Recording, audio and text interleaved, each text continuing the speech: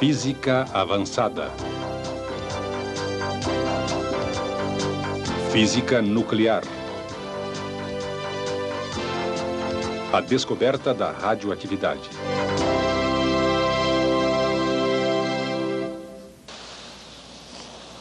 Do que você se lembra quando ouve as palavras radiação nuclear? Da bomba? Ou de nuvens em forma de cogumelo? Talvez tenha visões de lixo nuclear destruindo o ambiente por vários séculos. Você já notou que a radiação nuclear faz parte da experiência humana desde o início dos tempos? As pessoas não percebiam porque os nossos sentidos não conseguem detectar a radiação nuclear. Se de alguma forma pudessem modificar a sensibilidade dos olhos, perceberiam que ela era emitida por certos tipos de rochas e até certo ponto por todos os seres vivos, incluindo o homem. Foi em meados do século XIX que uma série de eventos revelou ao homem que a radiação existe. Michael Faraday fez experiências com um tubo de vidro contendo eletrodos, ligado a uma fonte de alta tensão.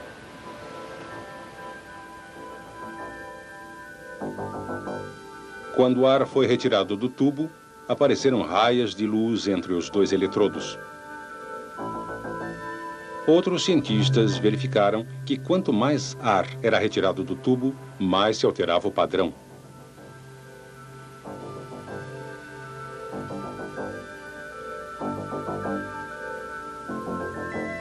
Quando se coloca uma tela fluorescente em um tubo altamente evacuado, uma linha brilhante na tela sugere que alguma coisa está se movendo entre o cátodo e o anodo.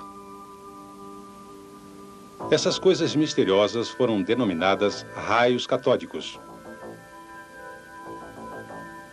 Outras experiências mostraram que campos elétricos podem defletir os raios catódicos. As experiências revelaram que um campo magnético também pode refletir os raios. Essas observações sugeriram que os raios catódicos são partículas carregadas negativamente. Quando Wilhelm Röntgen começou a estudar esses raios, fez uma descoberta extraordinária. Ele estava fazendo experiências com um tubo de raios catódicos altamente evacuado e coberto com papel opaco.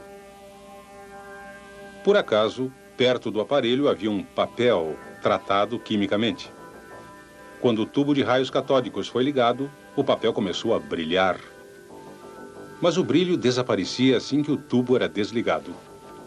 Röntgen concluiu que raios misteriosos estavam sendo emitidos pelo tubo de raios catódicos. Ele os chamou de raios X. Logo, os profissionais da saúde começaram a usar esses raios. Eles conseguiam penetrar materiais opacos, como papel preto ou tecidos do corpo. Os raios-X também podiam expor chapas fotográficas, que eram então reveladas para produzir uma imagem. Raios-X não são semelhantes a raios catódicos. Um campo elétrico não os deflete, nem um campo magnético. Isso sugere que os raios-X não são partículas carregadas. Apesar de serem diferentes, os raios-X e os raios catódicos têm algo em comum. Ambos são uma forma da ainda inexplicada e misteriosa radiação nuclear. Foi Henri Becquerel, ao expor os raios-X, quem descobriu a radiação nuclear.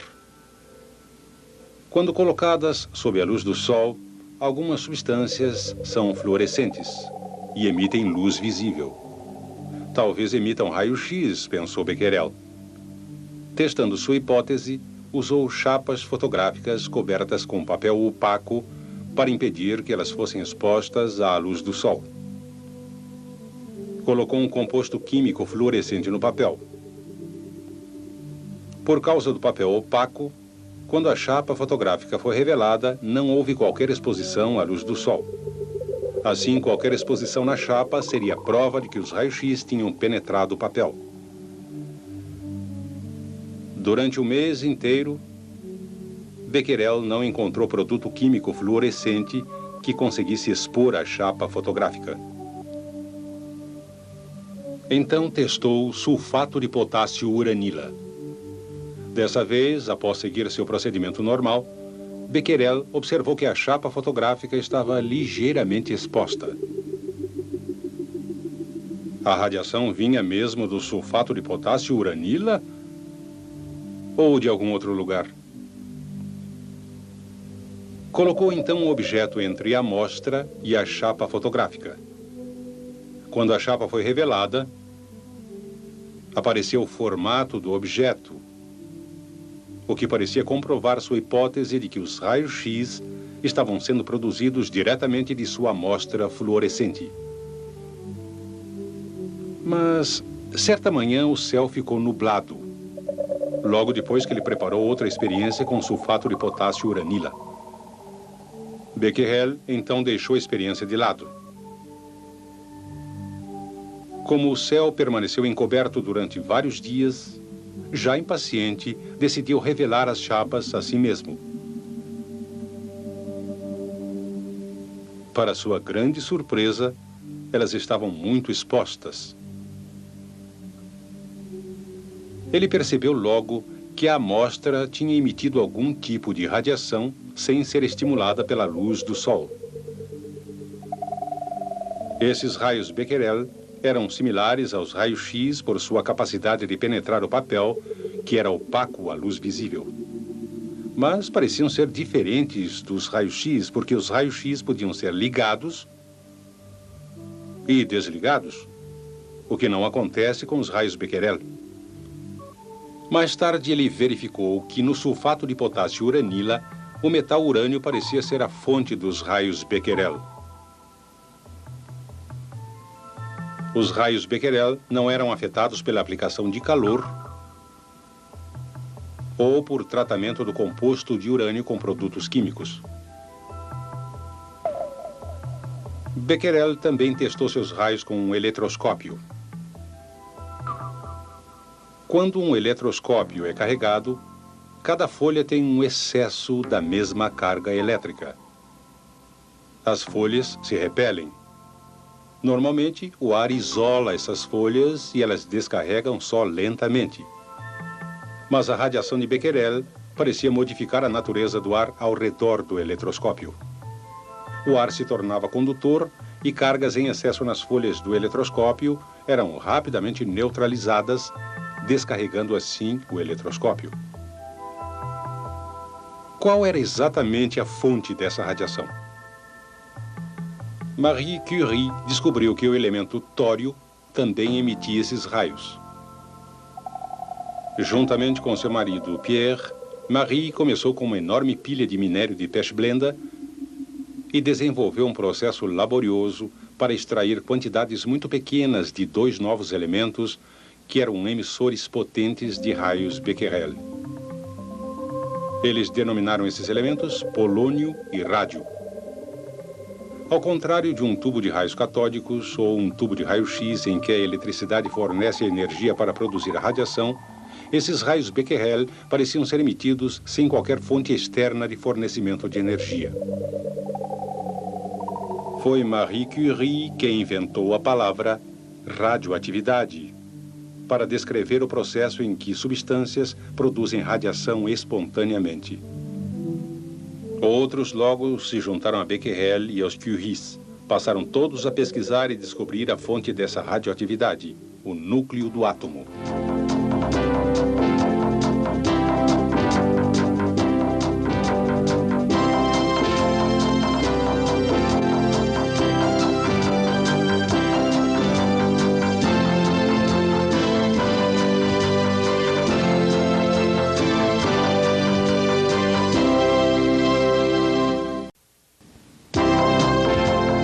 Física avançada.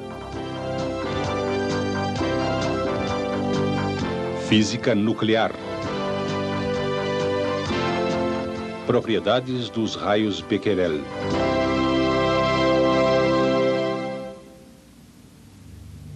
Em 1º de março de 1896, Henri Becquerel descobriu uma forma misteriosa de radiação.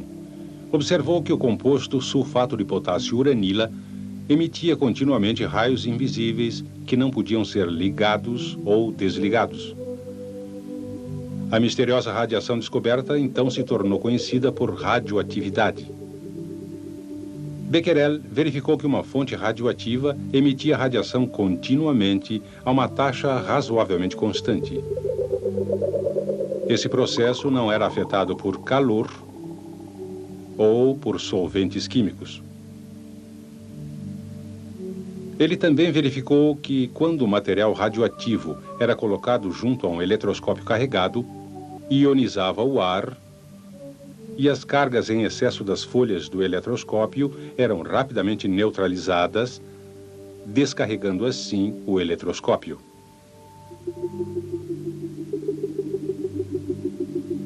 Pierre e Marie Curie aplicaram esse princípio para projetar um instrumento que usaram para medir a intensidade da fonte radioativa. A fonte de alimentação fazia com que uma placa adquirisse uma carga, enquanto a outra placa adquiria a carga oposta. Devido à distância entre as duas placas, normalmente não havia circulação de corrente e o medidor registrava 0. Os Curies acreditavam que quando uma fonte radioativa fosse colocada perto das placas, a radiação emitida pela fonte afetaria as moléculas do ar entre as placas. Por exemplo, quando um átomo específico interage com radiação, um elétron pode ser empurrado para fora do átomo, deixando para trás um íon carregado positivamente. Assim, formam-se muitas partículas carregadas entre as placas do aparelho. A placa carregada negativamente começa a perder elétrons, porque eles são atraídos para os íons. Enquanto isso, elétrons livres são atraídos para a placa positiva e chegam até ela. O fluxo de cargas através do ar permite que circule uma corrente pelo circuito.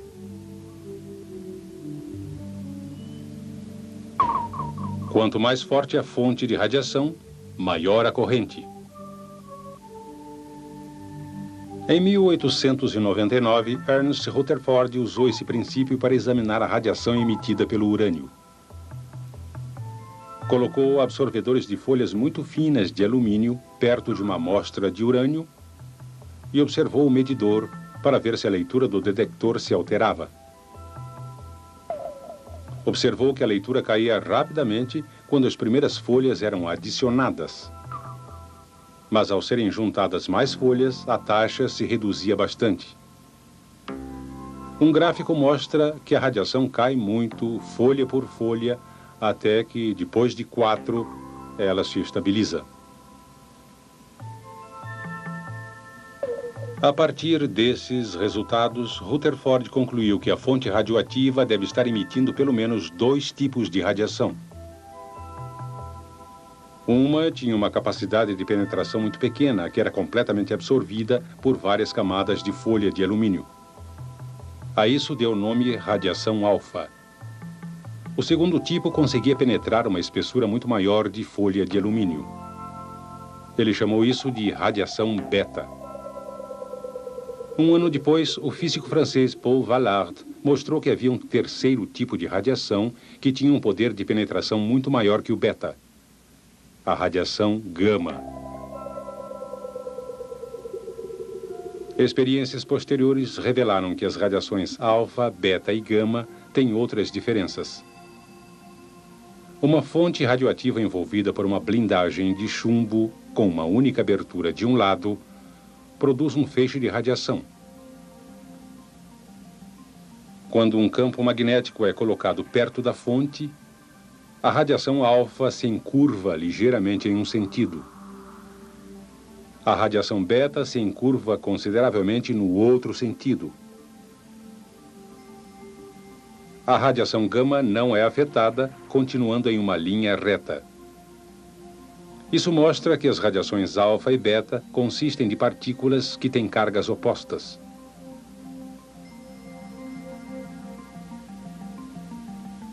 Um trabalho posterior mediu cuidadosamente a deflexão das partículas beta e comparou os resultados aos produzidos quando um feixe de elétrons interage com um campo magnético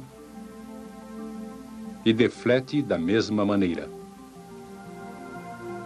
Finalmente, concluiu-se que as partículas beta são idênticas a elétrons. Essas partículas beta se movem a alta velocidade, em alguns casos quase a velocidade da luz. E quanto às partículas alfa? Ernest Rutherford mostrou que as partículas alfa realmente se movem muito mais devagar. Cada partícula alfa é idêntica ao núcleo de um átomo de hélio, que tem 2 vezes a carga de uma partícula beta. Elas também são mais pesadas quando comparadas com partículas beta. Cada uma tem uma massa de cerca de 7.200 vezes a de uma partícula beta. Mostrou-se finalmente que a radiação gama era similar à luz visível, em outras formas de radiação eletromagnética. Ela não tem carga, nem massa, e se desloca à velocidade da luz. Em 1911, o físico escocês Charles Wilson desenvolveu um aparelho e obteve uma prova visível direta da radiação.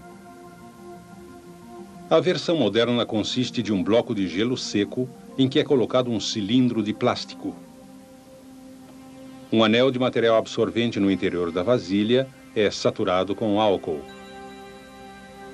Quando uma fonte radioativa é inserida em uma abertura no cilindro e o aparelho é iluminado por uma fonte luminosa, logo se tornam visíveis rastros de vapor.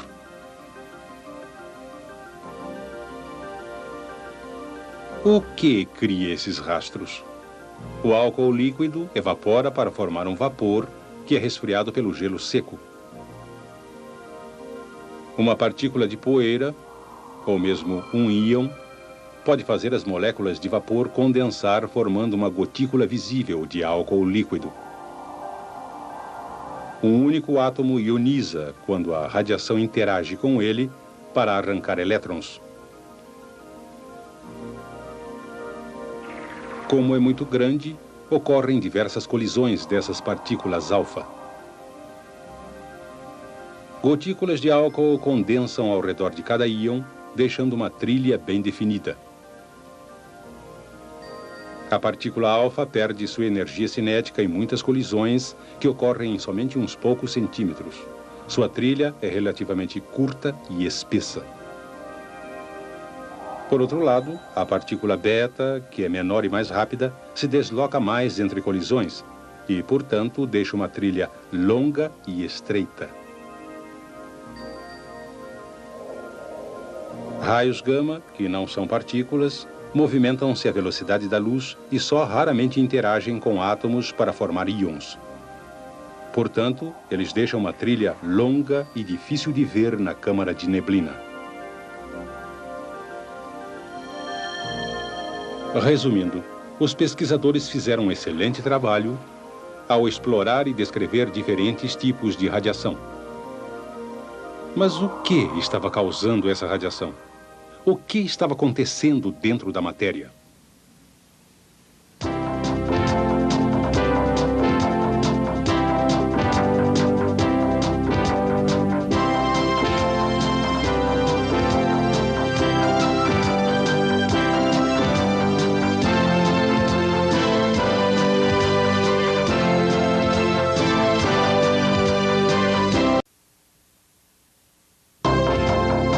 Física avançada. Física nuclear. Transmutações naturais.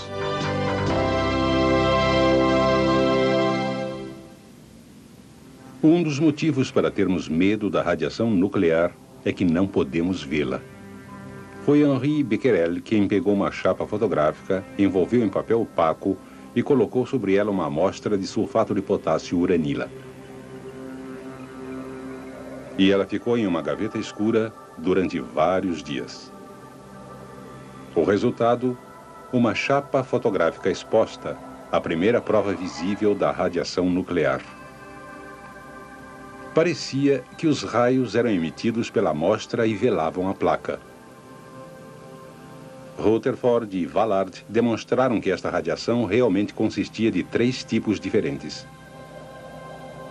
radiação alfa, beta e gama. A diferença entre elas é seu poder de penetração.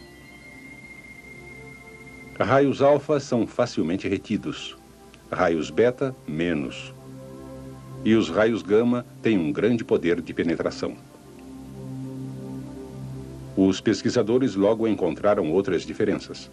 Quando uma amostra radioativa era exposta a um campo magnético, o padrão resultante mostrou que cada uma das 3 formas de radiação tinha uma carga elétrica diferente.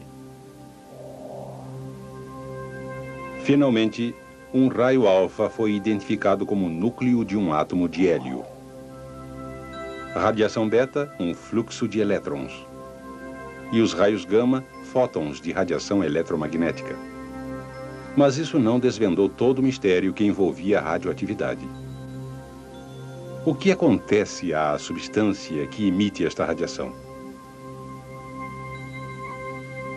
Os primeiros a sugerir um processo denominado decaimento radioativo foram Ernest Rutherford e Frederick Sod.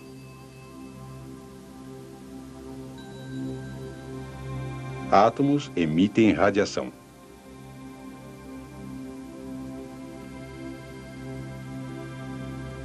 Nesse processo, são transformados espontaneamente em átomos de novos elementos.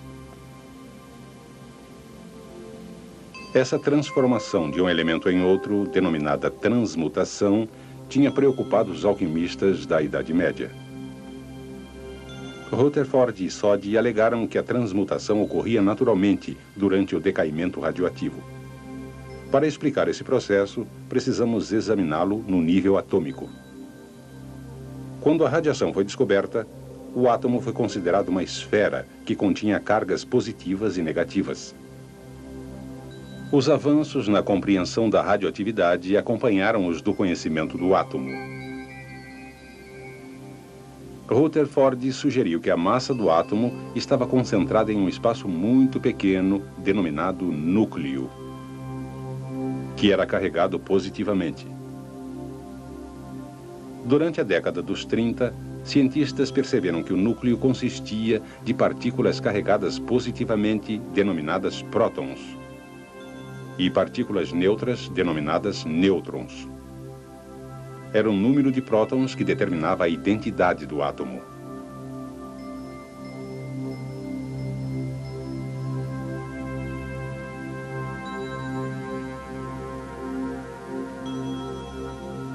Descobriram também que, para átomos de um elemento específico, o número de nêutrons presentes no núcleo podia variar. Essas formas diferentes de um elemento foram denominadas isótopos. O elemento hidrogênio tem 3 isótopos conhecidos. A estrutura de um elemento é normalmente representada de forma simbólica. Por exemplo, o elemento lítio tem 3 átomos em seu núcleo e, portanto, recebe o número atômico 3. O isótopo mais comum de lítio tem 4 nêutrons, totalizando 7 partículas em seu núcleo. Portanto, ele tem um número de massa 7. Quando o lítio é submetido a uma reação química, não é o núcleo, mas sim os elétrons que têm o papel mais importante. Ele reage com o flúor, transferindo um elétron de um átomo para outro. Mas o núcleo permanece inalterado. Elétrons também podem ser compartilhados por 2 átomos. Como em todas as reações químicas, o núcleo não é afetado. Porém, o decaimento radioativo envolve uma alteração no próprio núcleo, produzindo um ou mais tipos de radiação. Consideremos o radônio 212 com 86 prótons e 126 nêutrons. Quando este átomo passa por um decaimento radioativo, uma partícula alfa é ejetada, produzindo uma grande alteração no núcleo. O núcleo que resta passou a ser polônio 208. Em outras palavras, do radônio, a emissão de uma partícula alfa resulta em uma transmutação para polônio. Vamos agora observar um elemento que irradia partículas beta, como o carbono 14. Mas como é possível a um núcleo consistindo de prótons positivos e nêutrons neutros emitir uma partícula carregada negativamente? Durante o decaimento radioativo, um dos nêutrons no núcleo se transforma em um próton e um elétron. Esse elétron, ou partícula beta, é emitido do núcleo. O núcleo que resta tem um nêutron a menos e um próton a mais, o que transforma o átomo de carbono em nitrogênio. Vamos ver de novo. Um nêutron se transforma em um próton e o elétron é ejetado do núcleo. A terceira forma, a radiação gama, pode ocorrer sozinha, mas acontece com maior frequência junto com a radiação alfa ou beta. O isótopo fósforo 34, por exemplo, é radioativo. Quando sofre decaimento radioativo, libera uma partícula beta e um fóton de radiação gama, deixando para trás um novo núcleo, que é um isótopo de enxofre. Quando Becquerel descobriu a radioatividade, teve a impressão de que a radiação era emitida a uma taxa constante. Mas uma observação cuidadosa mostrou aos cientistas que a intensidade da radiação declina gradualmente após um período de tempo. Se examinarmos uma amostra do gás radônio 212, podemos ver como e por que isso acontece. Quando o radônio 212 sofre decaimento alfa, o resultado é polônio 208. Durante o período de 24 minutos, metade dos núcleos de radônio 212 sofre decaimento radioativo. Cada núcleo emite uma partícula alfa e assim é transformado em polônio 208. No período de 24 minutos seguinte, metade dos núcleos restantes de radônio 212 sofre decaimento e assim por diante. Em outras palavras, durante cada período de 24 minutos, metade do radônio 212 restante sofre decaimento radioativo. Por esse motivo, dizemos que o radônio 212 possui uma meia-vida de 24 minutos. Um gráfico mostrará que a atividade diminui à medida que o tempo passa. Durante cada intervalo de 24 minutos, a quantidade de radiação emitida pela amostra cai pela metade. A meia-vida de cada elemento radioativo é diferente e pode variar desde uma fração de segundo até bilhões de anos. Mas ainda resta um mistério. O que produz a energia liberada durante o decaimento radioativo?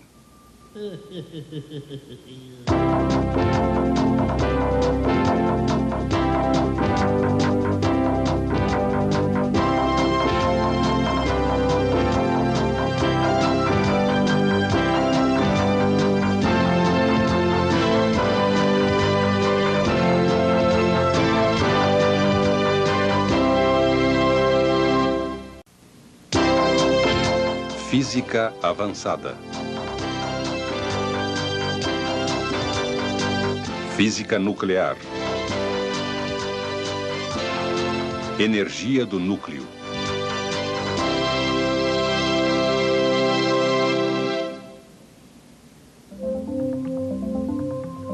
O que está acontecendo aqui? Um contador Geiger mostra que um elemento está emitindo um ou mais tipos de radiação. Na verdade, esta amostra está se transformando em um novo elemento. Por exemplo, em uma amostra de radônio 212, um núcleo específico de radônio emitirá uma partícula alfa. Embora o instante exato em que um determinado núcleo passará por esse processo não possa ser previsto,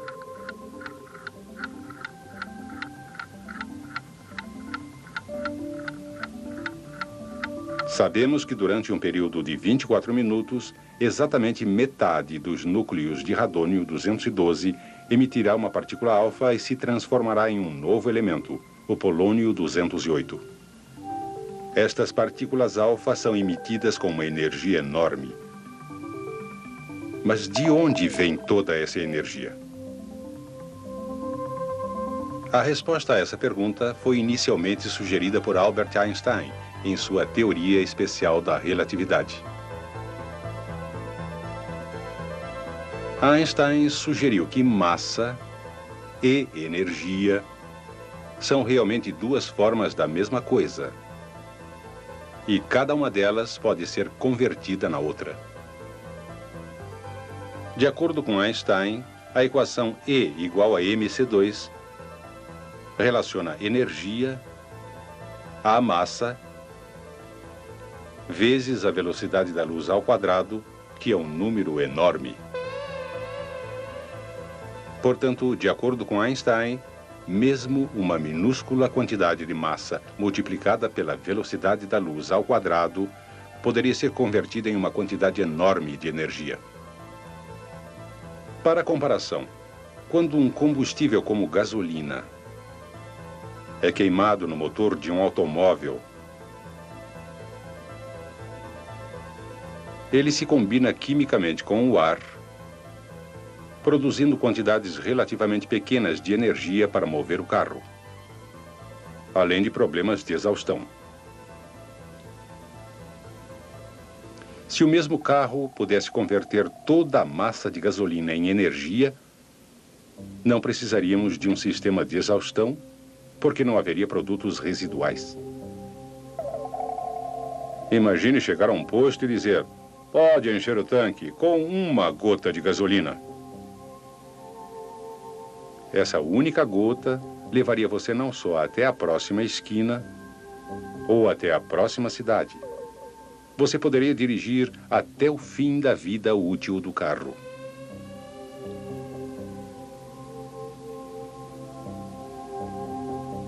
Infelizmente, é impossível converter totalmente a matéria em energia. Mas isso não invalida a teoria de Einstein. Pelo contrário, John Cockcroft e Ernest Walton logo conseguiram uma comprovação experimental.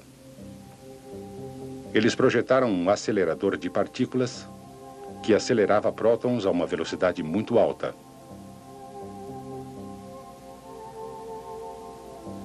Usaram esses prótons como uma forma de bala subatômica. Quando colocaram lítio no percurso desses prótons, o seu núcleo se dividiu.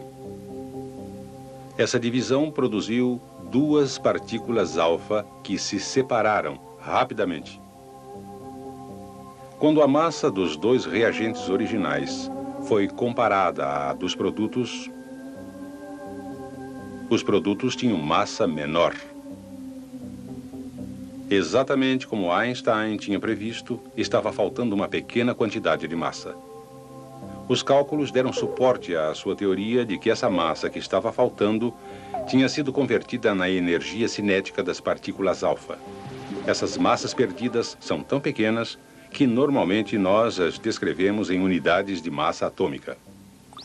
Prótons e nêutrons, por exemplo, são ligeiramente mais pesados que uma unidade de massa atômica. Nas reações estudadas por Cockcroft e Walton, a massa convertida em energia é uma pequena fração de massa atômica. Outros cálculos e medições da energia liberada no decaimento radioativo dão suporte à equação de Einstein. Por exemplo, um núcleo como o do carbono 14 sofre decaimento radioativo para produzir nitrogênio 14 e uma partícula beta. A massa dos produtos é menor que o núcleo de carbono 14 original. Novamente, a massa perdida é uma pequena fração da unidade de massa atômica, e o núcleo de carbono 14 sofre decaimento. Essa quantidade é convertida em energia cinética compartilhada pela partícula beta e por nitrogênio 14.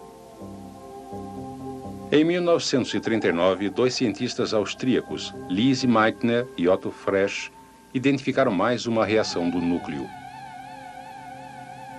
Eles sugeriram que quando é disparado um nêutron para um núcleo de urânio 235, o átomo de urânio poderia se dividir, formando núcleos mais leves de elementos completamente diferentes, liberando mais 2 ou 3 nêutrons. Esse processo, em que o núcleo original se divide em duas partes principais, foi denominado fissão.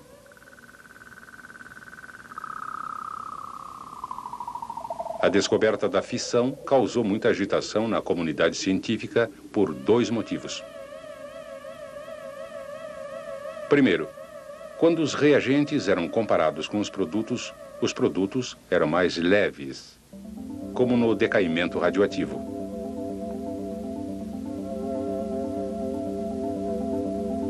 Porém, a massa faltante era muito maior, e assim se transformava em uma liberação muito maior de energia. Além disso, em cada fissão, cada nêutron causava a liberação de 2 ou mais nêutrons. Cada nêutron, por sua vez, poderia fazer com que outro núcleo de U-235 se dividisse, liberando ainda mais nêutrons e assim por diante. Em outras palavras, uma reação em cadeia era uma possibilidade bem definida. A primeira reação em cadeia controlada foi obtida em uma quadra de squash na Universidade de Chicago em 2 de dezembro de 1942, sob a liderança do físico Enrico Fermi. 3 anos mais tarde, aconteceu a primeira fissão nuclear não controlada. A bomba atômica explodiu no Novo México. Ela provou, sem sombra de dúvida, que a massa perdida pelos átomos que se dividiam poderia totalizar uma quantidade enorme de energia. Porém, não é só a divisão dos átomos que converte massa em energia. 2 átomos leves, ambos de hidrogênio, podem se fundir, formando hélio. Esse processo também perde massa. Na realidade, a perda de massa é maior do que no processo de fissão. Isso significa que é liberada mais energia. É esse processo de fusão que se imagina ser o combustível do Sol e de outras estrelas. A natureza, pelo menos, converte massa nuclear em energia por meios que os seres humanos consideram benéficos. No programa a seguir, vamos discutir como tentamos aproveitar de outra maneira benéfica a conversão nuclear de massa.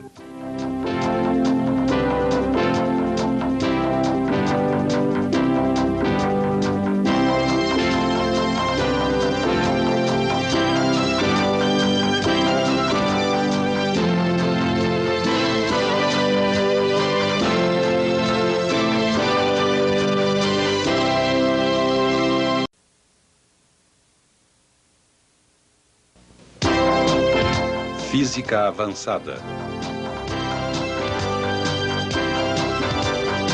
Física nuclear. Energia elétrica da fissão.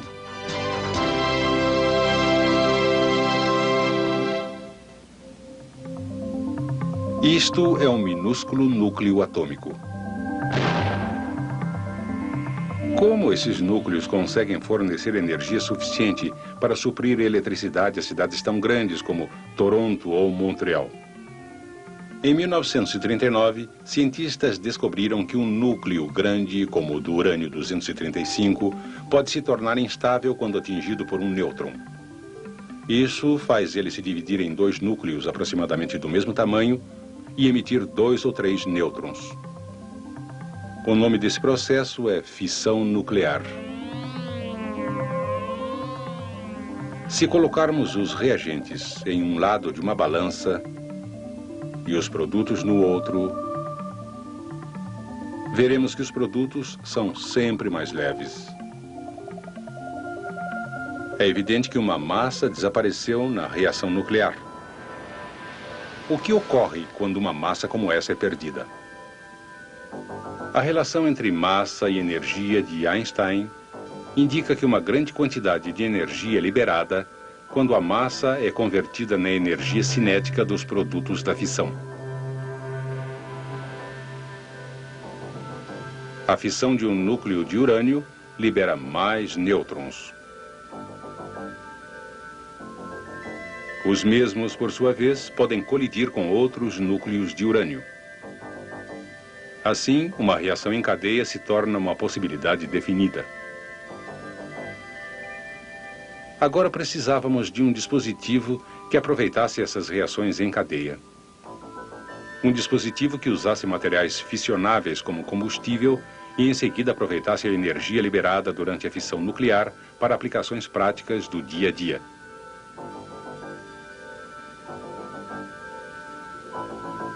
Atualmente, temos esses dispositivos em todo o mundo, reatores nucleares de diversos modelos que aproveitam a fissão nuclear.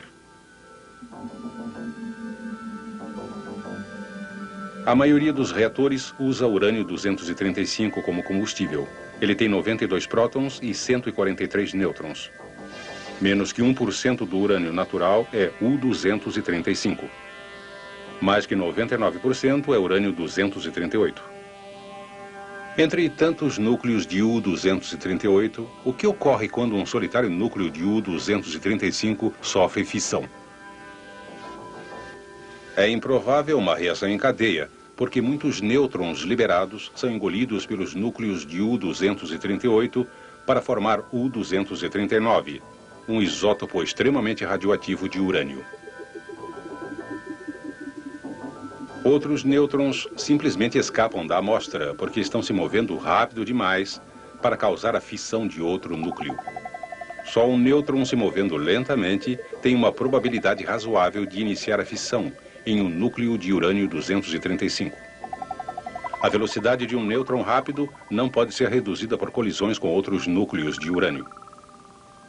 Mas, se estiver presente uma massa relativamente pequena, como uma molécula de água, ela pode absorver uma grande quantidade dessa energia.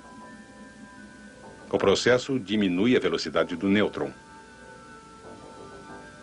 Várias colisões desse tipo reduzem a velocidade de um nêutron até que exista uma boa probabilidade de ocorrer a fissão.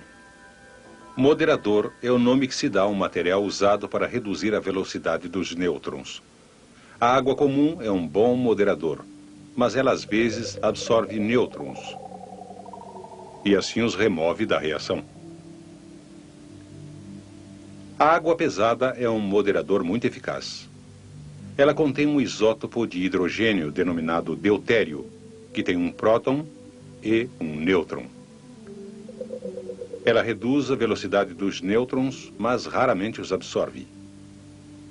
Porém, com os nêutrons lentos, uma reação nuclear pode obter algo bom em demasia.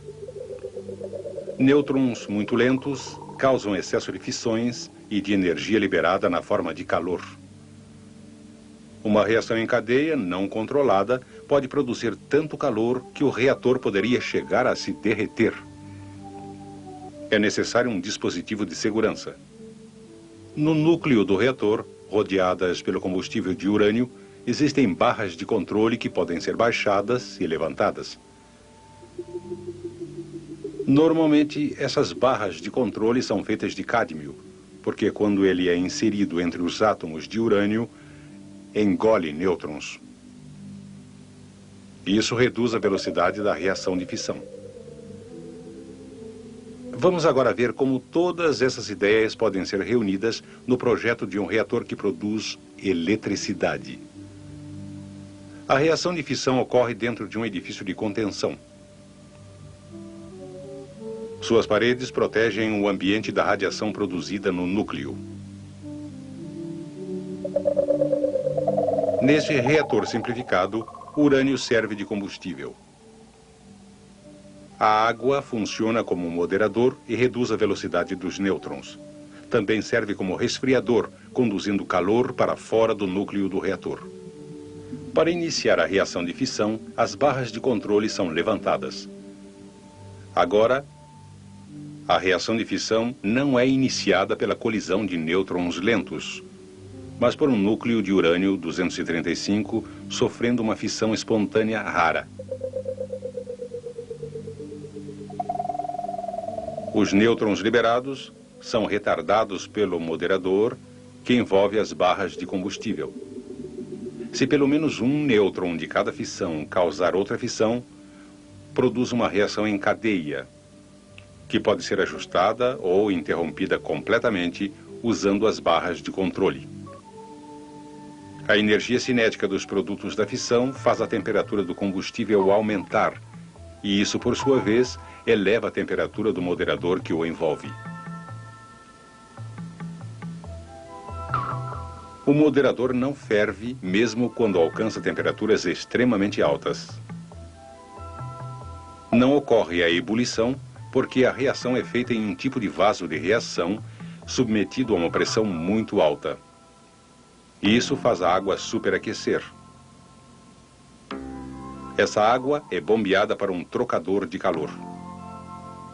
No trocador, o calor é transferido à água em um tanque separado para produzir vapor.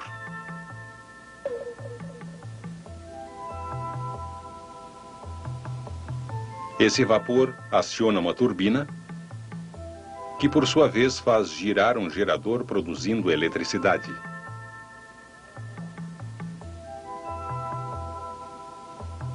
Linhas de transmissão levam a eletricidade até os consumidores. Mas nem toda a energia produzida pela reação nuclear chega ao consumidor. Uma quantidade significativa é removida como calor residual em outros processos de resfriamento. Esse calor pode ser bombeado para uma grande massa de água. Em outros reatores, ele é descarregado para a atmosfera através de uma torre de resfriamento. A maior parte dos reatores comerciais usados em todo o mundo é mais complexa que o modelo simplificado que examinamos. Mas o processo básico é sempre o mesmo. Hoje, a energia nuclear é responsável por uma grande parte da energia produzida no mundo. As alterações que acontecem no próprio combustível nos trouxeram tanto benefícios como desafios, que serão discutidos em nosso próximo programa.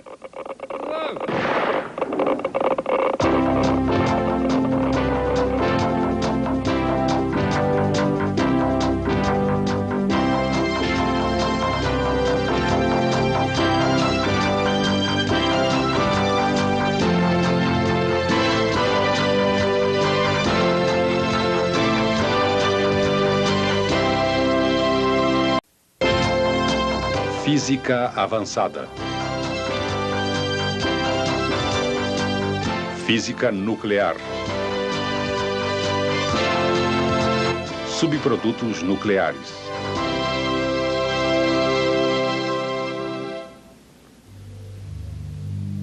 Encontramos reatores nucleares em muitos países industrializados do mundo. De uma pequena quantidade de combustível, eles conseguem produzir grandes quantidades de eletricidade. Na verdade, um único grão de combustível de urânio produz tanta eletricidade quanto uma tonelada de carvão. O segredo dessa criação quase mágica de quantidades enormes de energia está no processo denominado fissão nuclear.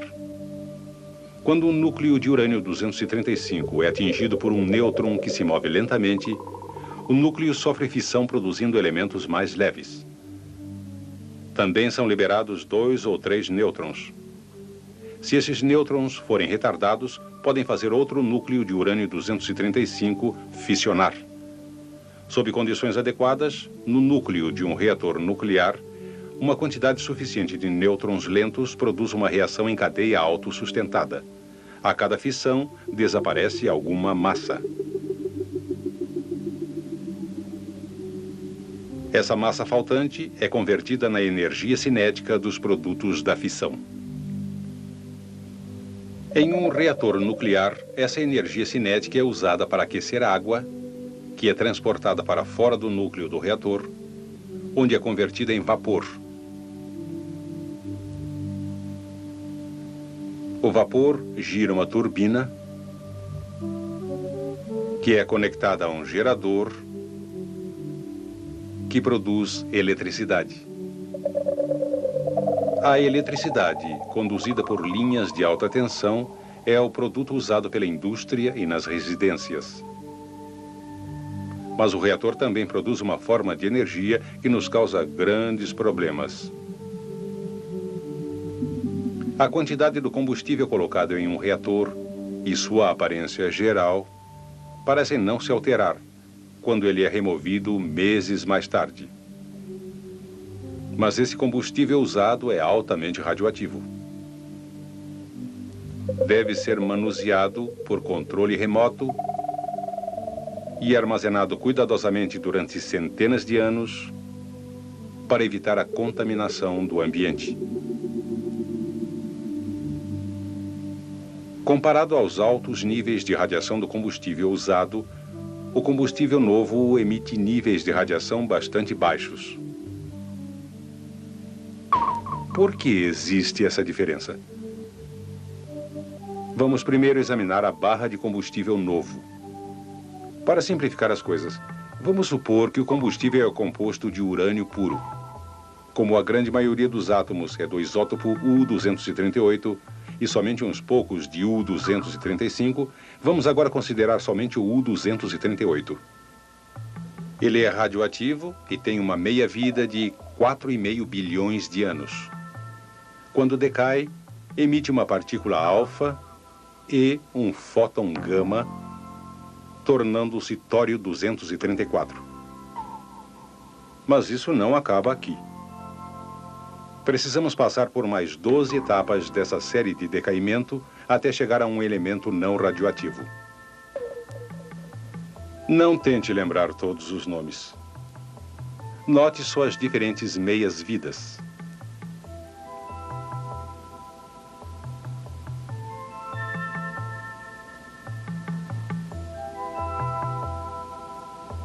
Note também que quando chegarmos ao fim, foram emitidas as 3 formas de radiação nuclear, ou seja, alfa, beta e gama.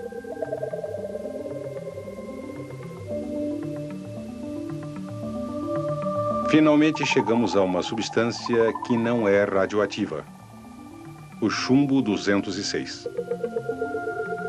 Na amostra como um todo, as várias etapas da sequência de decaimento estão presentes em qualquer instante. Portanto, a amostra emite radiação alfa, beta e gama. A meia-vida muito longa do U-238 significa que a velocidade geral de decaimento do combustível novo será relativamente baixa quando comparada à forte radiação do combustível usado. Agora vamos começar o processo de fissão no núcleo do reator. O combustível real é urânio-235, que constitui somente uma pequena parte do material total em uma barra de combustível. O U-235 sofre fissão quando atingido por um nêutron lento. Isso libera energia e também resulta na produção de elementos mais leves. Existem muitas combinações possíveis de produtos da fissão deste urânio-235. Vamos examinar o estrôncio-95 e o xenônio-139, que são um par possível de produtos. O estrôncio-95 é radioativo. Ele decaiu em uma série de 4 etapas, formando molibdênio-95, que é estável. O outro produto da fissão, xenônio-139, também é radioativo. Ele decai em uma série de 3 etapas, formando o lantânio-139, que também é estável. Assim, o combustível no núcleo do reator começa com a série de decaimento natural do U-238, que produz pouca radiação. Mas quando a fissão começa, formam-se diversos produtos da fissão com meias-vidas muito curtas. Eles decaem rapidamente e é produzida uma grande quantidade adicional de radiação, que não ocorre só dentro do combustível. Embora o núcleo de U-238 não fissione quando atingido por um nêutron lento, ele pode absorver um nêutron para se transformar em urânio-239. Outra sequência de decaimento começa a produzir polônio-239. Para complicar ainda mais, o plutônio-239 sofre fissão quando atingido por um nêutron lento, criando ainda mais produtos radioativos, que por sua vez decaem. Esse fissionamento do plutônio-239 é responsável por 30% da energia produzida no reator, causando ao mesmo tempo todo um conjunto de sequências de decaimento mais complicadas que aumentam a radiação do combustível. Quando o combustível é removido do reator, o processo de fissão para, mas não as cadeias de decaimento. O alto nível de radiação causado pelo combustível gasto é provocado pelos diversos elementos radioativos ainda presentes na barra de combustível. Como muitos têm uma meia-vida curta, a radiação do combustível cairá muito em minutos, horas ou dias depois de ser removido do reator. Como muitos isótopos radioativos do combustível gasto estão presentes em grandes concentrações e têm meias-vidas longas, ele representa um perigo para o ambiente durante milhares de anos. Os pesquisadores estão agora estudando maneiras de armazenar esses resíduos com segurança, por exemplo, em cavernas profundas dentro de formações rochosas estáveis. É possível dominar a energia nuclear ou qualquer fonte de energia sem riscos para nós ou para o nosso ambiente? A esperança atualmente se encontra na fusão nuclear, o processo em que dois núcleos se fundem para formar outro mais pesado. Mas, sem dúvida, a fusão nuclear também trará seus perigos. Assim como na energia hidroelétrica barragens se rompem, as usinas de carvão produzem chuva ácida, os reatores nucleares produzem subprodutos radioativos. Como tantas descobertas da ciência, o segredo da natureza, desvendado por Becquerel, pode tanto nos prejudicar como nos ajudar.